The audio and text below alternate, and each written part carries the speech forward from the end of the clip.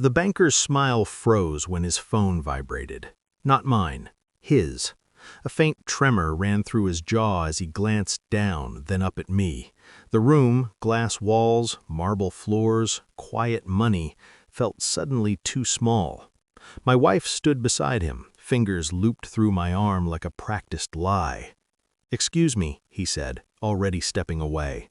I watched the back of his neck tighten. I watched my wife not look at me. The air hummed with something wrong. Not loud, not dramatic, just off, like a vault door that didn't seal all the way. We had come for dinner, an introduction. Her uncle, she said. The son of a bank president, she said, like a credential, like a warning. I wore a simple suit, no watch, no ring that screamed worth. I'd learned long ago that the loudest men were usually broke. They had been polite for exactly 12 minutes. Then the questions started. Where did I study? What degree? High school only? Laughter followed, soft, surgical. I smiled, let it pass, let everything pass. But when his phone buzzed again and his eyes flicked to the corner of the room where my wife stood whispering with his mother, I felt it. Not humiliation, recognition. Something had already been decided about me, about us, about what I was worth. And I realized I wasn't at dinner. I was on trial. They didn't hide it well after that. The jokes sharpened, the glances lingered. "Must be hard," his mother said lightly, "marrying ambition without education." My wife laughed, not nervously, comfortably. That laugh cut deeper than anything else. I'd heard it in bed, in kitchens, in moments that were supposed to be ours. Now it belonged to them. I studied her face, too relaxed, too aligned. She wasn't embarrassed for me. She agreed with them. The uncle leaned back, swirling his drink. "You bank with us?" he asked. I nodded. "How much?" he pressed, already amused. I didn't answer. He waved a hand. "Whatever it is, if you ever think of closing the account, don't bother. Men like you always come back." They laughed. Even my wife. Inside, something recalibrated. This wasn't just class cruelty, it was choreography. She'd brought me here knowing exactly how this would go, introduced me like a specimen, let them strip me down in front of her, a test to see how small I would accept being. I felt the first crack in the image of my marriage. Not anger, disappointment, cold, settling. I realized then betrayal doesn't always sleep with someone else. Sometimes it eats dinner with you. I didn't confront her. I went quiet. At home I listened, watched, counted. Late-night calls she took on the balcony, messages she deleted too fast, a new softness when she spoke about family.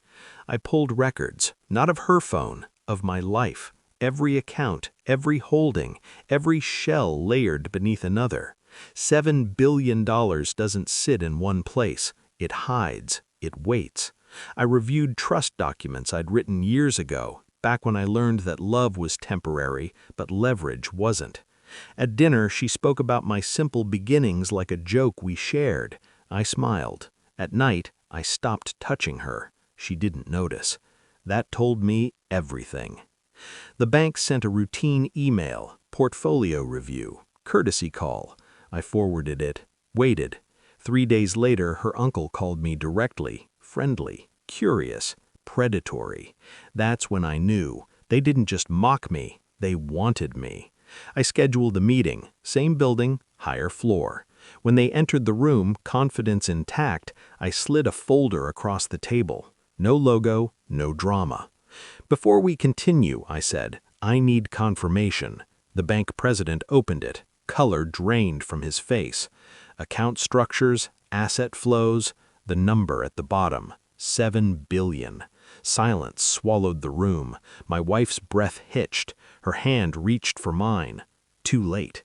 You said," she began. "I said I was a high school graduate," I replied. "I didn't say I was poor." Her uncle stared at me, mouth open, eyes scrambling for footing. This account is closing," I said calmly. The word landed like a body. I stood. "So is the marriage." My wife collapsed into the chair, Tears came fast, loud, performative. "I didn't know," she whispered. "I swear." I looked at her like a stranger. "You laughed," I said. "That was knowing enough." The bank president tried to speak. I raised a finger. He stopped. "I didn't come here to negotiate," I said. "I came to inform." I walked out while they unraveled behind me, years of entitlement folding inward.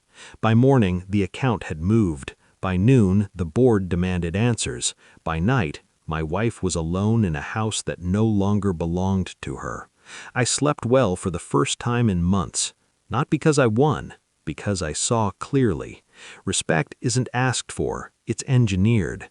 I didn't raise my voice, didn't explain myself. I simply removed my presence and watched everything they built around my silence collapse. The next day, I signed the final paper. No anger, no grief, just control. They never laughed again, and I never looked back.